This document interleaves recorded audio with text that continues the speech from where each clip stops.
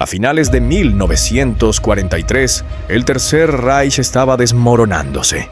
El imperio que había arrasado Europa en apenas 6 años comenzaba a hundirse bajo el peso de su propia arrogancia y de la maquinaria bélica aliada. Desde el oeste, los ejércitos estadounidenses y británicos avanzaban a través de Francia y Bélgica, mientras que desde el este, el ejército rojo se aproximaba con millones de soldados, artillería y tanques que parecían inagotables. El mapa de Europa se cerraba sobre Berlín como un puño de hierro. Pero más devastador aún que la presión terrestre era la ofensiva aérea. Día y noche, oleadas interminables de bombarderos aliados. Ciudades enteras como Hamburgo, Dresde y Berlín se convirtieron en mares de fuego. La Luftwaffe, antaño la fuerza aérea más poderosa del mundo, se encontraba exhausta. Sus pilotos veteranos habían muerto en el frente.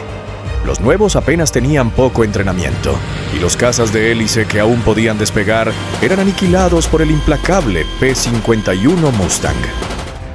En ese infierno estratégico, Hermann Göring, jefe de la Luftwaffe, buscaba desesperadamente un milagro tecnológico que cambiara el rumbo de la guerra. Y así nació el programa 3x1000, un avión que pudiera volar a 1000 kilómetros por hora, con un alcance de 1000 kilómetros y transportar 1000 kilogramos de explosivos. Una quimera que parecía inalcanzable, salvo para 2 visionarios: los hermanos Horten. Soñadores de alas volantes desde su juventud, respondieron al reto con una propuesta que no parecía de esa época. No ofrecían un caza convencional. No ofrecían más velocidad por más potencia. Ofrecían un ala pura, un avión sin fuselaje, sin cola, movido por motores a reacción y recubierto de materiales que absorben señales de radar. Era el año 1944, pero parecía 1980. Esta es la historia del caza furtivo con el que Hitler soñaba bombardear Estados Unidos.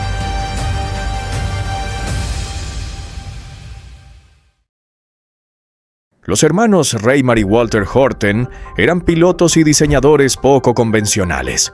Creían que el futuro de la aviación estaba en el concepto del ala volante. Un avión sin fuselaje, sin superficies innecesarias, donde toda la estructura se integraba en un solo plano aerodinámico. Su obsesión era clara: reducir al mínimo la resistencia del aire, mejorar la eficiencia y lograr que los aviones pudieran volar más rápido, más lejos y con menos consumo. Desde los años 30 comenzaron a experimentar con planeadores de ala volante, máquinas ligeras que parecían aves gigantes surcando el cielo alemán. Pero la guerra lo cambió todo. En 1943, cuando Alemania se encontraba contra las cuerdas, la Luftwaffe buscaba desesperadamente un avión milagro capaz de revertir la situación. La orden era clara: diseñar un caza bombardero que pudiera volar a 1000 kilómetros por hora, transportar 1 tonelada de explosivos y recorrer 1000 kilómetros sin repostar. Los Horten vieron en este desafío la oportunidad perfecta y presentaron su proyecto, el Horten 229, un ala volante a reacción, un diseño adelantado a su tiempo, ya que a diferencia de los cazas alemanes convencionales como el Messerschmitt Me-262, el Horten rompía todas las reglas. No tenía fuselaje tradicional, no tenía cola vertical, todo el avión era un ala. Los motores a reacción Jumo 004 se incrustaban en la propia estructura, reduciendo el perfil frontal. La cabina del piloto estaba integrada como una burbuja en el centro del ala, y el tren de aterrizaje se plegaba en compartimentos ocultos. El resultado era un avión que, visto desde arriba, parecía una sombra triangular, algo completamente distinto a todo lo que surcaba los cielos de la época. Pero lo más sorprendente era lo que este diseño implicaba: un perfil de radar mínimo. Pero fue realmente el primer avión furtivo. A principios de los años 40, el radar ya era una herramienta clave en la guerra aérea.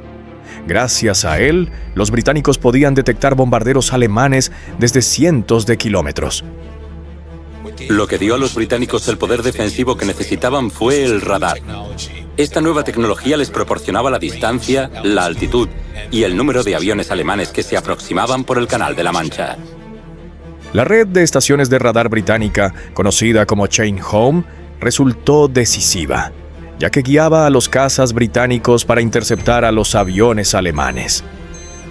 Esa fue la única tecnología que niveló la ventaja que tenían los alemanes por su abrumador número de aviones. La batalla de Inglaterra fue el punto de inflexión de la guerra aérea, y el radar fue la clave. Pero el Horten ofrecía algo diferente. Una forma capaz de dispersar las ondas de radar en lugar de reflejarlas directamente. La ausencia de superficies verticales, la suavidad de sus curvas y el uso de materiales compuestos como madera impregnada con carbón reducían drásticamente la huella en el radar. En otras palabras, era el primer avión diseñado con principios furtivos de la historia. En 2008, Northrop Grumman decidió reconstruir el legendario Horten 229, creando una réplica a tamaño real basada en los planos originales y registros históricos del prototipo alemán. Una vez completada, la aeronave fue sometida a una serie de pruebas exhaustivas en instalaciones de detección de radar, utilizando equipos de última generación para analizar su comportamiento frente a señales electromagnéticas. El objetivo era evaluar con precisión el diseño futurista del ala volante, explorar sus posibles ventajas y entender cómo se habría comportado en condiciones modernas de prueba, sin alterar las características originales que lo hicieron tan único en su época. En total habría una reducción del 20% del rango de detección. Una vez detectado en el radar, un caza convencional de la época tardaba 19 minutos en alcanzar su objetivo a gran altitud.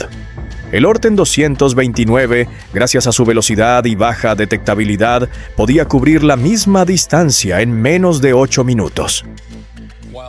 Aunque la ventaja del Horten está en un rango de detección un 20% menor, es la combinación de velocidad y baja detectabilidad lo que era absolutamente letal.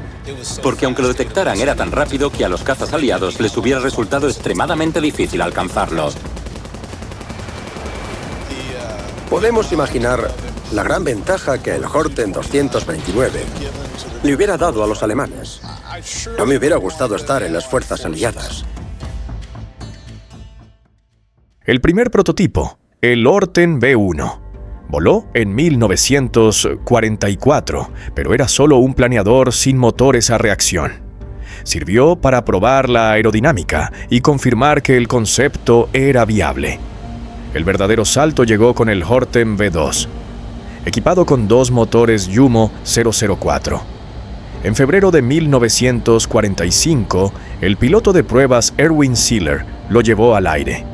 El avión demostró un rendimiento espectacular, rápido, ágil y silencioso en comparación con los cazas tradicionales. Pero el destino fue cruel. Durante uno de los vuelos, uno de los motores falló.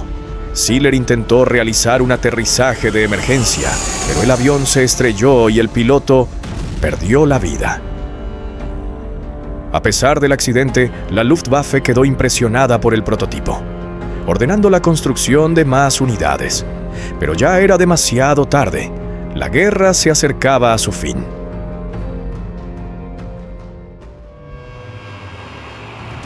En abril de 1945, cuando las tropas estadounidenses entraron en Alemania, descubrieron un hangar que albergaba los restos del Horten todavía en construcción. Los soldados debieron quedarse atónitos cuando abrieron las puertas y vieron por primera vez esa aeronave con esa forma tan singular. Nadie había visto antes un avión a reacción de madera. Debió resultarles imposible entender la importancia de lo que acababan de descubrir. Ambos fueron rápidamente incautados como parte de la llamada Operación Paperclip, el programa secreto destinado a trasladar a Estados Unidos la tecnología alemana más avanzada. El Horten 229 era veloz, innovador y un fantasma en el aire. Pero los alemanes no estaban satisfechos. Los estrategas de Hitler soñaban con algo mayor, algo colosal, un arma capaz de atravesar el Atlántico y golpear en el corazón del enemigo. Así nació la idea del Horten 18, o mejor llamado, el Bombardero América. Era el hermano mayor del 229, una monstruosa ala volante de casi 40 metros de envergadura, impulsada por 6 motores a reacción. Su autonomía teórica rondaba los 12.000 kilómetros. Los planos decían lo indecible. Despegaría desde Europa, cruzaría el océano y dejaría caer su carga mortal sobre ciudades como Nueva York o Washington antes de regresar a salvo a casa. Un avión concebido no para dominar un frente, sino para cambiar el equilibrio mundial. Y en los pasillos del poder nazi, los rumores decían que para 1946, Alemania tendría lista su bomba nuclear. El Horten 18 no sería un simple bombardero intercontinental, sería el mensajero del fin del mundo. La lógica era simple. El 229 había demostrado la viabilidad de la ala volante a reacción. El Horten 18 llevaría ese concepto a escala global. Y con un arma atómica en sus entrañas, ningún país estaría a salvo. Pero el sueño era demasiado grande y el tiempo demasiado corto. Alemania no logró terminarlo. Los prototipos nunca abandonaron el papel. Los aliados avanzaban, las fábricas eran bombardeadas, y lo que debía ser el terror de Nueva York terminó en cajones de diseño y en bocetos arrugados por la derrota. Los estadounidenses se llevaron los planos, estudiaron el 229 capturado. Cuando el B-2 Spirit emergió de los hangares de Northrop, muchos vieron en su silueta la sombra del viejo sueño de los Horten.